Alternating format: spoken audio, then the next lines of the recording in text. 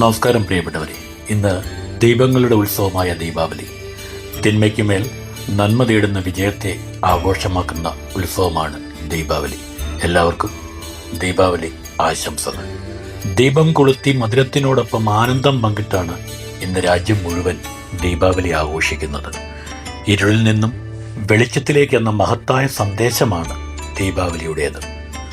മൺചിരാതിൽ ദീപം തെളിയിച്ചും പടക്കം പൊട്ടിച്ചും മധുരം വിതരണം ചെയ്തും ദീപങ്ങളുടെ നിറച്ചാർത്തൊരുക്കുന്ന ദിവസമാണ് ഇന്ന്. ദീപാവലിയെക്കുറിച്ച് പല ഐതിഹ്യങ്ങളുമുണ്ട്. 14 വർഷത്തെ വനവാസത്തിനു ശേഷം അയോധ്യയിലെത്തുന്ന ശ്രീരാമന്റെ വരവിന്റെ ആഘോഷമാണ് ദീപാവലി എന്നാണ് ഒരു കഥ. അത് നോർത്ത് ഇന്ത്യയിൽ കൂടുതലായിട്ട് ആചരിച്ചു വരുന്നു. ശ്രീകൃഷ്ണൻ നരകാസുരനെ വധിച്ചതിന്റെ ആഘോഷമാണെന്നും പാലാഴി മദനത്തിൽ ലക്ഷ്മിദേവി അവതരിച്ച ദിവസമാണെന്നുമാണ് മറ്റ് ഐതിഹ്യങ്ങൾ.